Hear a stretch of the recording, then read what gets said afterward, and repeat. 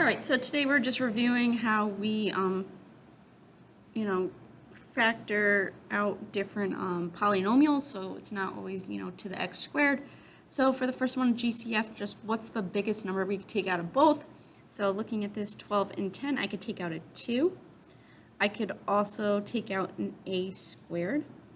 When I do that, I just divide each of these. So 12 divided by 2 is 6. 3 minus 2 leaves it as just an a, and then 10 divided by 2 is just a 5.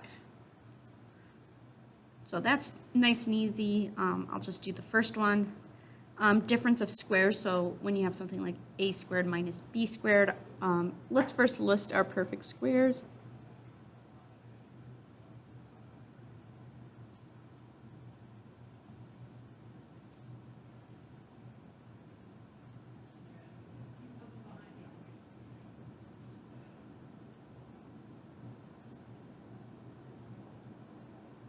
Right, those are all our perfect squares, the first 12. And our rule is if you have something like a squared minus b squared, we just separate it into a plus b, a minus b, just like before. So, for example, I know the square root of 9 is 3, and I know the square root of 49 is 7.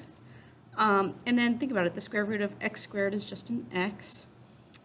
The square root of y squared is just a y. So the first one should be added, and the second one should be subtracted.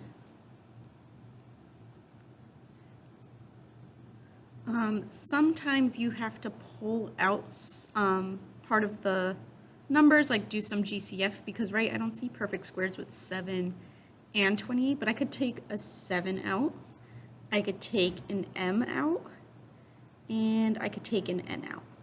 So now left inside is m to the 6th and minus 4n squared. And now I could take the square roots of each of these. So I'm going to put 7mn in the front. Square root of m to the 6th, so that will become m to the 3rd.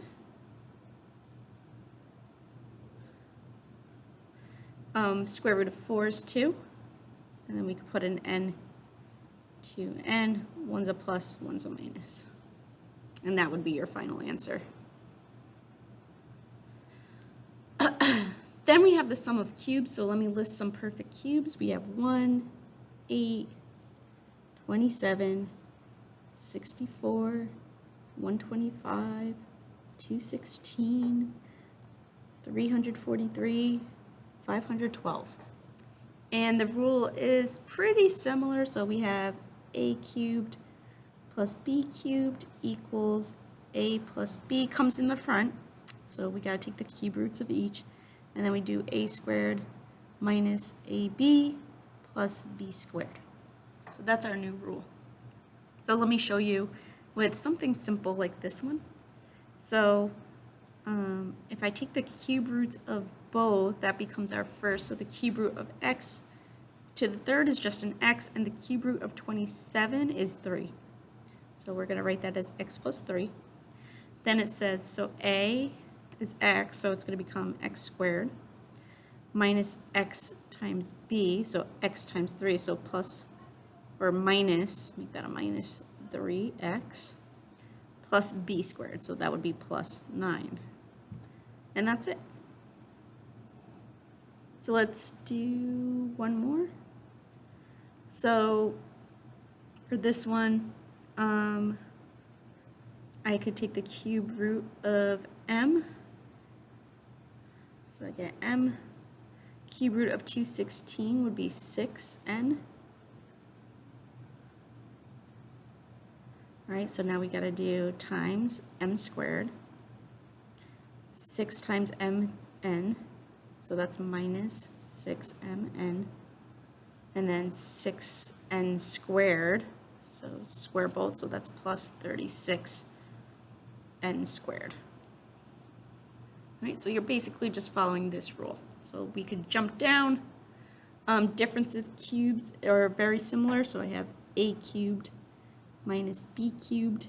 So if there's a minus sign in between, we just have to change it up a bit. We do a minus b times a squared plus AB plus B squared. So perfect example, I can make this into an x and this into a 1, so it's x minus 1 because I'm following this rule. A squared, so x squared, a times b is negative x, and then negative 1 squared is positive 1. Yeah, so let's just skip to the back because that's basically the same thing. Trinomials. So the way I think of trinomials is the same way I think of what two things multiply to 24, and then when they multiply to 24, I add them and they give me 2, so I think of 6 and 4. So instead of just writing n, it's going to be n squared. N squared. So it's going to be, we have a positive 2, so it's going to be plus 6 minus 4. And then this is a perfect square situation, so we're going to rewrite n squared plus 6, and we're going to do n minus 2, n plus 2.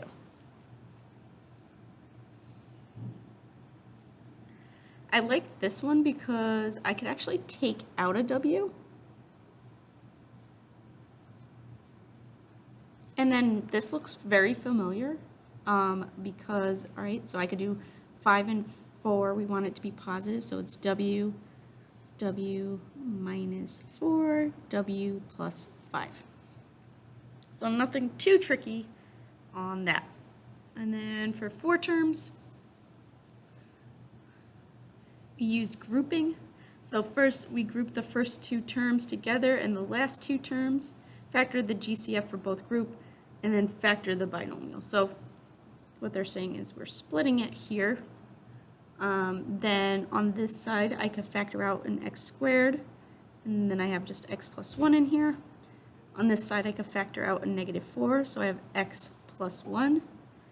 Factor the common binomial, so notice that I have x squared minus 4 comes on the outside.